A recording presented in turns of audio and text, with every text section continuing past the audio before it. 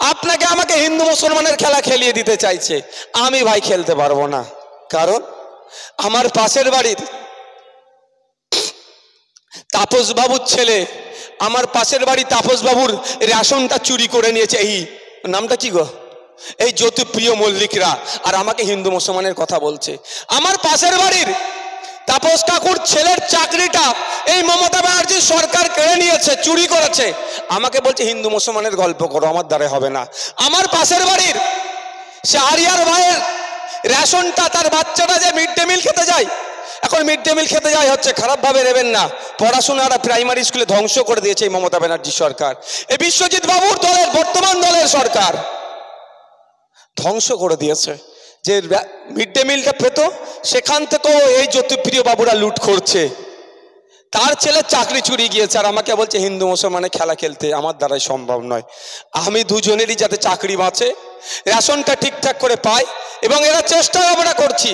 শুধু রেশনের উপরে নির্ভর থাকলে হবে না, অপদার্থ, আমি অপদার্থ শব্দটা ব্যবহার করছি, কোট করতে পারেন আপনারা, কারো যদি গায়ে লাগে আমার কিচ্ছু করার নেই।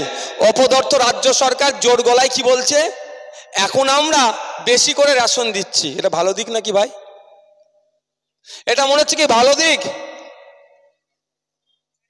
আমি আমার কথা বলছি, আমি তো রেশন নিই না, কারণ কি আমি স্বাবলম্বী হয়েছি, আমার রেশনের প্রয়োজন নাই বলে আমি নিই না। 2011 সালের আগে জানা রেশন দিত, বলছে এখন তার থেকে অনেক বেশি দিচ্ছি। এটা তাহলে মিন করিয়ে যাচ্ছে। এটা তাহলে মানে কি দাঁড়াচ্ছে, 2011 সালের আগে মানুষ বেশি রেশন নিত না, দরকার প্রয়োজন হতো না, এখন বেশি প্রয়োজন হচ্ছে বলে বেশি দিচ্ছি। তাহলে এখন বেকার সংখ্যা বাড়ছে না কমছে ভাই? একটু খারাপ লাগছে নাকি?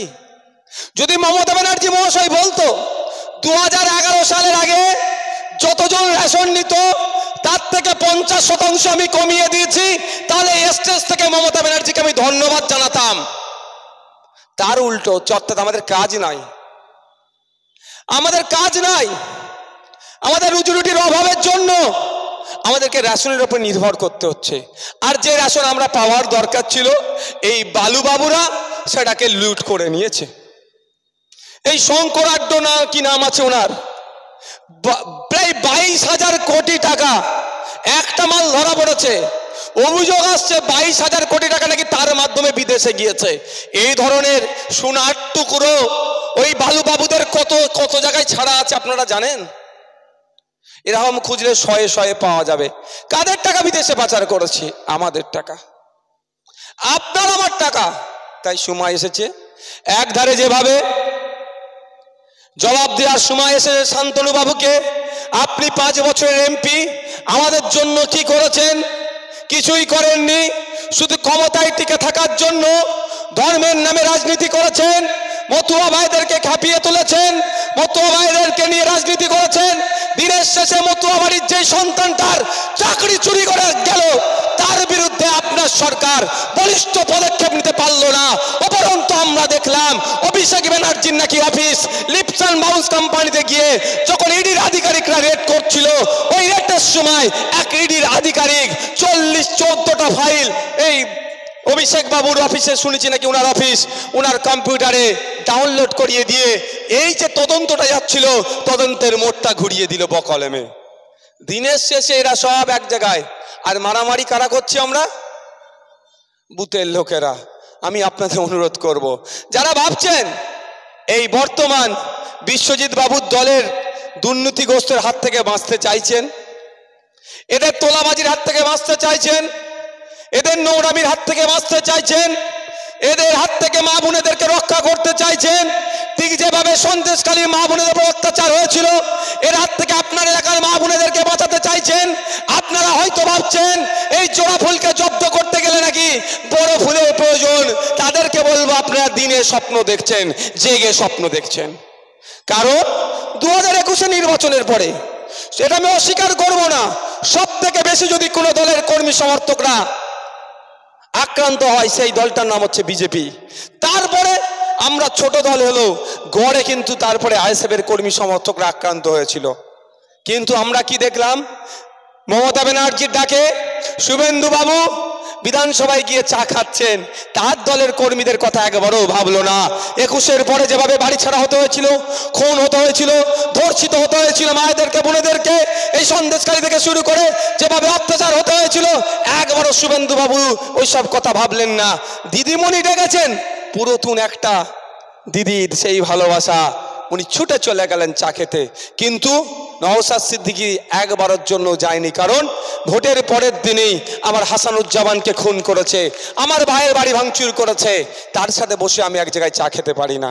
কিন্তু যারা ভাবছেন যে জোড়া ফুলকে জব্দ করব, এদের অন্যায়ের হাত থেকে বাঁচতে গেলে বড় ফুলের আশ্রয় গ্রহণ করব, আমি তাদেরকে বলছি আসুন আইএসএফের ছায়াতলে আসুন, খামের ছায়াতলে আসুন। যদি জোড়া ফুলকে জব্দ করার ইচ্ছে থাকতো বড় ফুলের, তাহলে এতক্ষণ পিসি ভাইপো কোথায় থাকতো? আপনারা একটু বলুন, ভালো লাগবে। একটু জোরে বলুন, আর একটু জোরে বলুন, আর একটু জোরে বলুন। আছে কোথায়? কালীঘাটে। কে রেখেছে?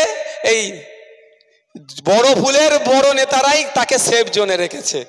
তা লাভটা কি হলো ভাই?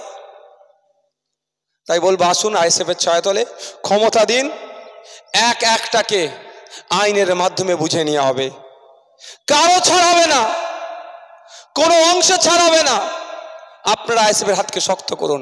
আবার অনেকে ভাবছে বিজেপিকে আটকানোর জন্য তৃণমূলকে প্রয়োজন, তারাও কিন্তু জেগে স্বপ্ন দেখছে। 2014 সালের আগে, 2011 সালের আগে, 2019 সালের আগে সেভাবে বিজেপির রমরমা দেখতে পাইনি। 2011 সালের পর থেকেই কিন্তু বিজেপি বাড়তে শুরু করলো। অ্যাকচুয়াল তো দিদিই তো মাননীয় মমতা ব্যানার্জি মহাশয়া যে দল 1998 সালে করেছিল, বিজেপির সেই সময় তৎকালীন আডবাণীজি থেকে শুরু করে, অটল বিহারী জি থেকে শুরু করে, রাজনাথ সিং সাহেবদের হাত ধরে তো বিজেপির হাত ধরে তো তৃণমূলের জন্ম হয়েছিল। আর সেই তৃণমূলকে দিয়ে আপনারা যদি ভাবেন বিজেপিকে আটকাবো, তাহলে জেগে স্বপ্ন দেখা হচ্ছে না? কোথায় আটকাচ্ছে? যতদিন যাচ্ছে এদের আরো জায়গা করে দিচ্ছে। এই যে লোকসভা নির্বাচনের কথা বলছি, সারা পশ্চিম বাংলাতে, সারা দেশের নিরিখেও বিজেপি মুখ থুবড়ে পড়বে, কিন্তু পশ্চিম বাংলার কথা বলছি, বিজেপির রেজাল্ট ভালো হবে না।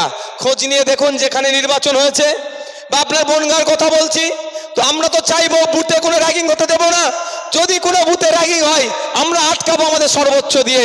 খোঁজ নিয়ে দেখবেন ওই বুথে র্যাগিংটা করছে তৃণমূলের লোকেরা, তৃণমূলের ঝান্ডা লাগিয়ে বিজেপির হয়ে ছাপ্পা মারবে। যদি বিজেপি না সিট কম পায়, ভাইপোকে গ্যারেজ করে দেবে। বুঝতে পারছেন না? লাভটা কি এদেরকে জিতিয়ে? যারা মানুষের কথা বলে, শ্রমজীবী মানুষের কথা বলে, কৃষকের কথা ভাবে, তাদের হাতকে শক্ত করুন। আমি ভাবে পাচ্ছি না যে কোন মুখ নিয়ে শান্তনু বাবু এই কৃষকদের কাছে গিয়ে ভোট চাইছে, কোন মুখ নিয়ে মানুষের কাছে বলছে যে আমাকে ভোটটা দিন। কৃষকরা আমরা পাঠালাম পার্লামেন্টে আমাদের দুর্দশার কথা তুলে ধরার জন্য। আপনাদেরকে একটু তথ্য দিয়ে রাখি। আচ্ছা, এখানে কৃষক সমাজের মানুষ কারা আছে একটু হাত তুলবেন? যারা কৃষক, ওরই সর্বনাশ।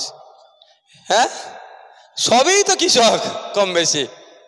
আপনাদের দুর্দশার কথা একটু বলি তাহলে, এটা শুনবেন না? চাকরি চোরেরা চাকরি চুরি করে যেতে জানি, আর তাকে কারা সাপোর্ট করছে সেটা আমরা জানি। একটু কৃষকদের কথা, আপনাদের কথা একটু শুনবেন ভাই।